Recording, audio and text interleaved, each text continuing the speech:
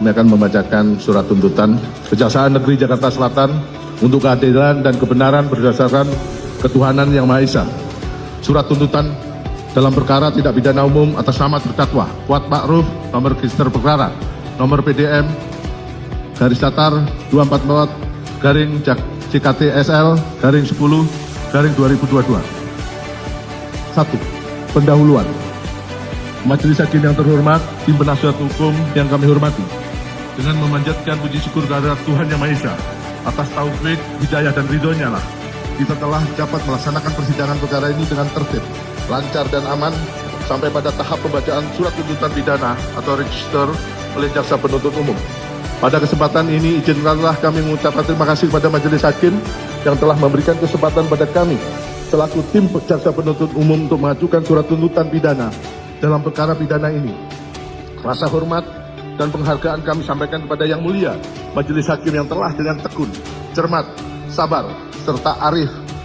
memimpin jalannya persidangan perkara ini sejak digelarnya persidangan hingga saat ini di Pengadilan Negeri Jakarta Selatan. Ungkapan yang sama kami sampaikan pada tim penasihat hukum yang telah menjalankan tugasnya secara profesional dan proporsional dengan penuh semangat dan kesungguhan dalam mendampingi kliennya yang tetap dilakukan dalam kerangka hukum pidana formil sesuai dengan batasan-batasan yang diatur dalam Kitab Undang-Undang Hukum Acara Pidana. Oleh karenanya, keberadaan tim penasihat hukum menjadi satu bagian yang tidak terpisahkan dari terselenggaranya persidangan dalam perkara tindak pidana yang dilakukan oleh Kuat Ma'ruf. Dengan memperhatikan hasil-hasil perkara ini, Pengadilan Negeri Jakarta Selatan tiba saatnya untuk mengajukan tuntutan pidana atas nama terdakwa Kuat Ma'ruf. Selanjutnya kami bacakan dakwaan primer melanggar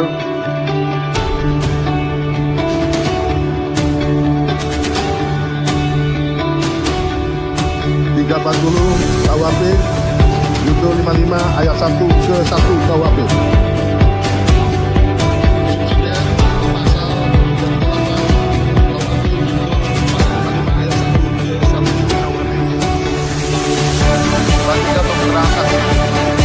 Dalam berkas kami tidak perlu bacakan,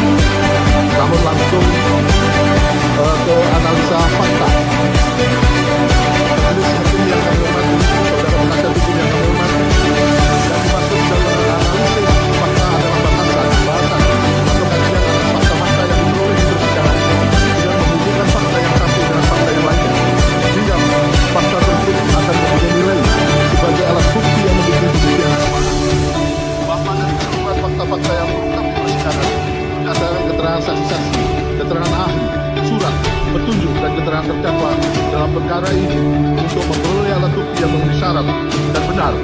maka terlebih dahulu kami akan melakukan penilaian terhadap alat bukti tersebut apakah telah memenuhi syarat sebagai alat bukti yang sah sebagaimana ditentukan dalam pasal 184 ayat 1 KUHP, sehingga dapat digunakan untuk membuktikan unsur delik yang kami dakwaan kepada terdakwa sebagai berikut. Alat bukti keterangan saksi yang telah 1 yaitu Maharesa, 2 Vera Marisa Simanjuntak, Samuel Huta Barat, Rosli Simanjuntak, Yevi Adita Huta Barat, Roslin Enika Simanjuntak, 7 Sangga Farulian Syabduri, Rohani Simanjuntak, Yuli Adita Huta Barat, Rovita Tadiri Hadian, Indrawanto Basaribu, Susi, dan Jendri Tambulhan, Prajuki Utara Dikaton, Farkan Kabila, Marsuki, Damian Nurulba, Koban, Irianto, Alex Kodir, Abdul Somad, Alfionsius, 2 Roreng, Azan Romer, Nevi Afrilia Isbah Aska Tilawah, Ahmad Sarul Ramadan, Victor Kamang, Bimantara Jaya Diputro, Anita Amalia, Dwi Agustin, Raditya Adiasa, Riflan R. Soplanin, Tartini, 30, Martin Gabi Sahata, 31, Tri Fausal Samuel, Renhard Regen, Arsad Taiba Bilawan, Daniel Baca Seperti, Sadi Rehendi, Surat Pandu, Endra Siti Ardana, Susana Merit, Ibu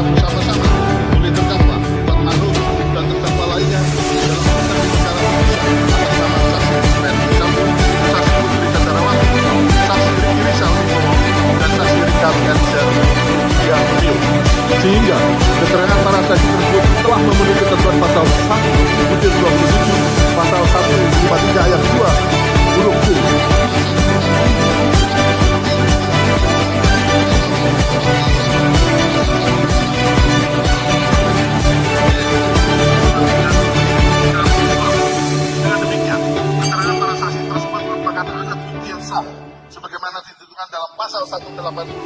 ayat 1 huruf A KUHP,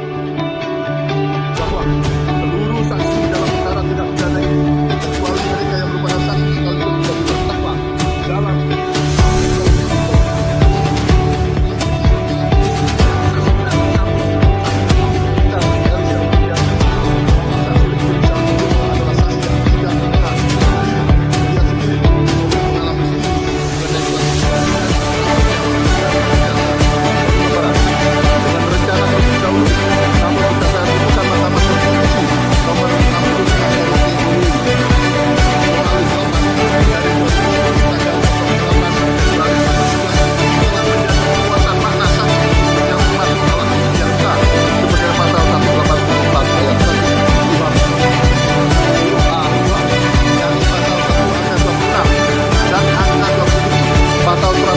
ayat 3 dan ayat 4, pasal 184 ayat 1 huruf A KUHP bertentangan dengan Undang-Undang Dasar 1945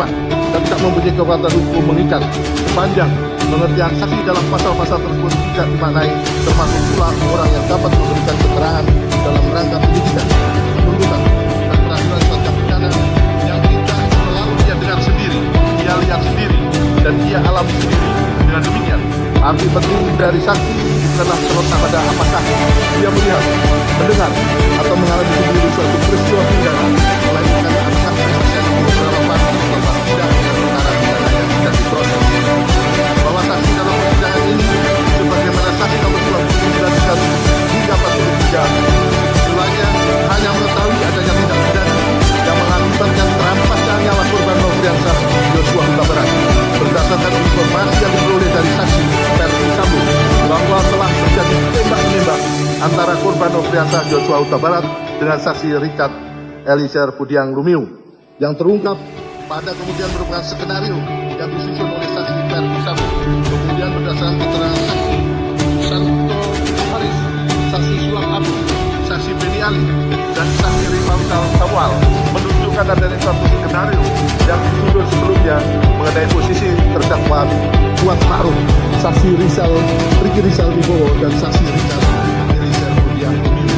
maupun keterangan saksi Vera Simanjuntak menunjukkan adanya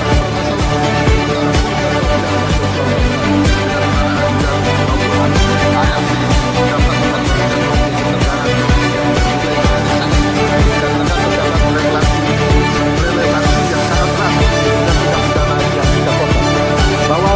saksi nomor 54 juga nomor 57 telah memberikan keterangannya dalam penyidikan, namun tidak dapat hadir.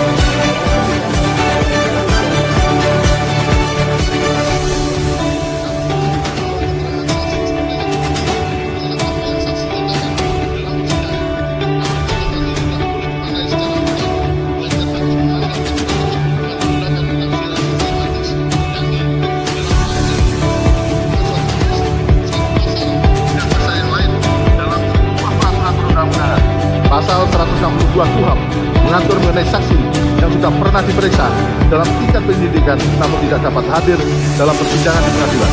Pasal 162 ayat 1 KUHP mengatur bahwa jika saksi sudah memberikan keterangannya dalam tingkat penyidikan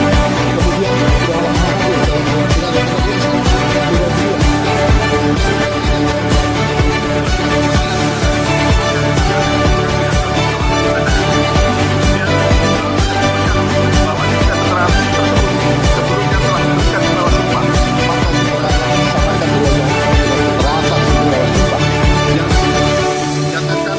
dalam persidangan keterangan saksi nomor 54 hingga nomor 57 telah memberikan keterangannya pada tingkat penyidikan di bawah sumpah yang juga telah dibacakan tanggal pengambilan sumpahnya beserta poin penting dalam berita acara pemeriksaan di persidangan, sehingga keterangan para saksi itu merupakan alat bukti yang sah sebagaimana diatur dalam pasal 184 ayat 1 huruf A KUHP.